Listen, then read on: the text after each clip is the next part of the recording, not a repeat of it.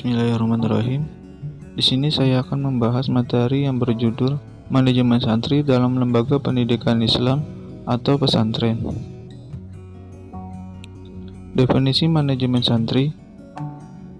Manajemen santri adalah layanan yang memusatkan perhatian pada pengaturan, pengawasan, dan layanan santri di kelas dan di luar kelas. Manajemen santri juga dapat diartikan sebagai usaha pengaturan terhadap santri mulai dari santri tersebut masuk pesantren sampai dengan lulus pesantren. Definisi pondok pesantren. Secara etimologi, pondok pesantren adalah gabungan dari pondok dan pesantren. Pondok pesantren berasal dari bahasa Arab funduk yang berarti hotel, yang dipetak-petak dalam bentuk kamar sebagai asrama bagi para santri. Sedangkan pesantren merupakan gabungan dari kata pe-santri-an yang berarti tempat santri. Sehingga dapat disimpulkan bahwa pondok pesantren adalah tempat atau asrama bagi santri mempelajari agama dari seorang kiai. Prinsip-prinsip pesantren. Menurut Kiai Haji Imam Zarkasi dalam seminar Pondok Pesantren seluruh Indonesia, kehidupan dalam pondok pesantren memiliki prinsip-prinsip yang dijiwai dalam panca jiwa pondok pesantren, yang diantaranya: 1. Jiwa keikhlasan. Pendidikan pesantren tidak karena didorong oleh keinginan memperoleh keuntungan-keuntungan tertentu, melainkan semata-mata karena untuk ibadah. Dalam hal ini, kiai ikhlas dalam mengajar, para santri ikhlas dalam belajar, masyarakat atau lingkungan ikhlas dalam membantu. 2. Jiwa kesederhanaan. Kesederhanaan mengandung unsur kekuatan atau ketabahan hati, penguasaan diri dalam menghadapi perjuangan hidup dengan segala kesulitan. 3. Jiwa kesanggupan menolong diri sendiri atau berdikari. Berdikari dalam hal ini bahwa santri dapat berlatih mengurus kepentingannya sendiri dan mandiri, sedangkan pondok pesantren sendiri sebagai lembaga pendidikan yang tidak pernah menyandarkan kehidupannya kepada bantuan atau belas kasihan orang lain. 4. Jiwa ukhuwah Islamiyah. Kehidupan di pondok pesantren diliputi suasana persaudaraan yang akrab, sehingga segala sesuatu dirasakan bersama dengan jalinan perasaan keagamaan. Jiwa ukhuwah ini yang mempengaruhi persatuan umat dalam masyarakat. 5. Jiwa bebas. Bebas dalam berpikir dan berbuat, bebas dalam menentukan masa depannya, dalam memilih jalan hidup di dalam masyarakat kelak bagi para santri, dengan berjiwa besar dan optimis dalam menghadapi kehidupan.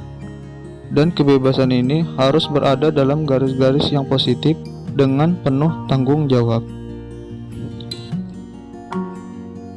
Sistem pendidikan dan pengajaran di pondok pesantren. 1. Sorongan. Biasanya santri pandai menyodorkan sebuah kitab pada kiai untuk ia baca di hadapan kiai, dan kalau ada salahnya, itu langsung dihadapi oleh kiai.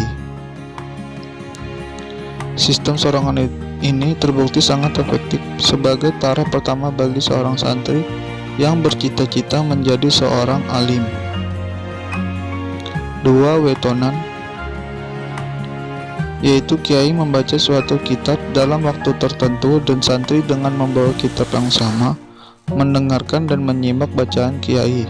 Dalam sistem ini tidak ada absensi, artinya santri boleh datang, boleh tidak, juga tidak ada absensi. 3. Badongan.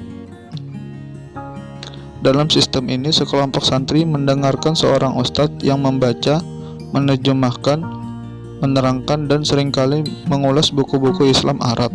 Setiap santri memperhatikan bukunya dan membuat catatan, baik arti maupun keterangan tentang kata-kata yang sulit. 4. Muhawarah atau muhadatsa.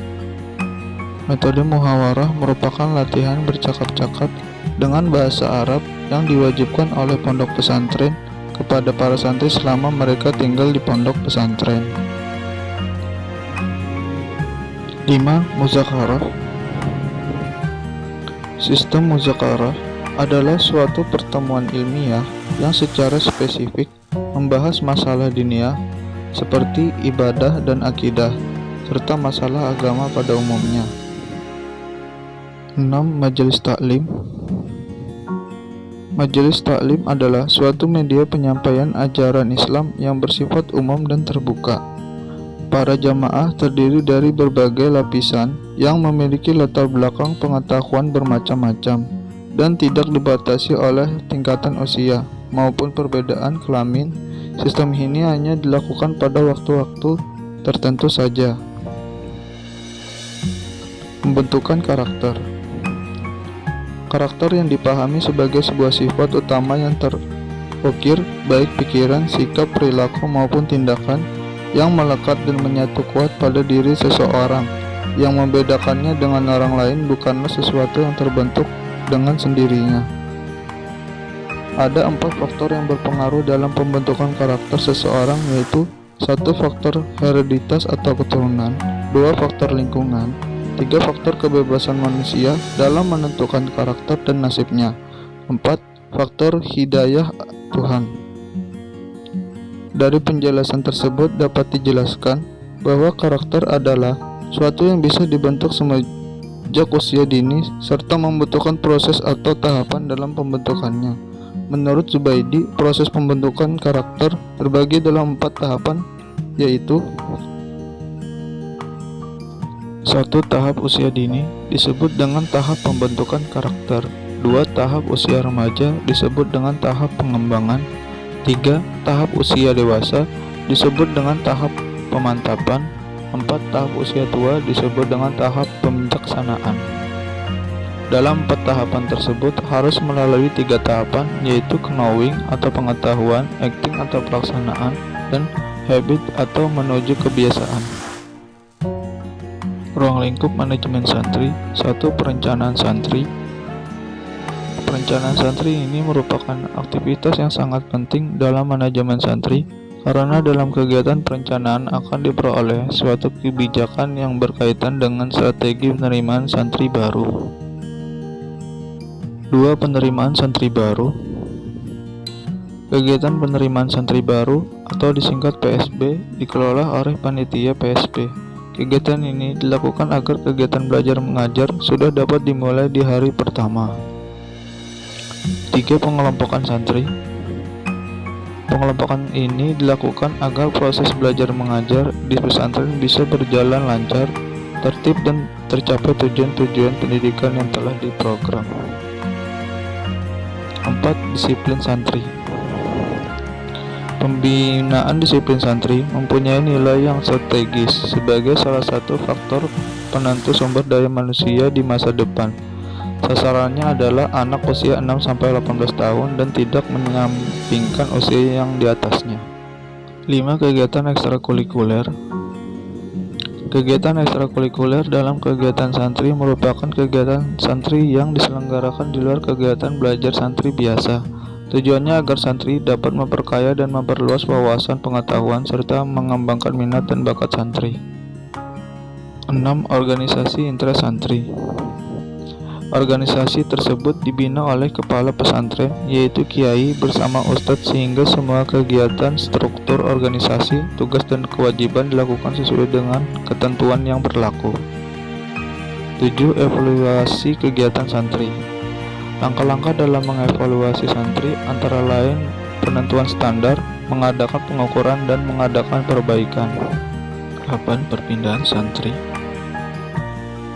Terkait perpindahan santri dari pesantren satu ke yang lain, prosedur tidak sama dengan lembaga pendidikan formal yang mengurus surat-surat tertentu, akan tetapi hanya menghadap ke pengurus atau kiai jika dari pesantren lain yang ingin belajar ke pesantren yang bersangkutan, dan biasanya terkait dengan kelas penentuan menggunakan tes penempatannya sesuai standar yang telah didapatkan dari tes tersebut. 2. Kenaikan kelas. Kenaikan kelas diatur dalam peraturan yang didasarkan pada kebijakan yang ada di pesantren. 10. Kelulusan dan alumni.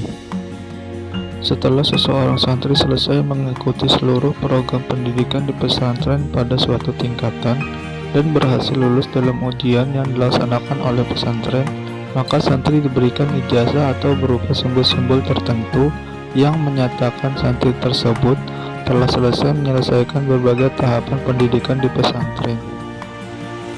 Mungkin itu saja yang dapat saya sampaikan, kurang lebihnya mohon maaf.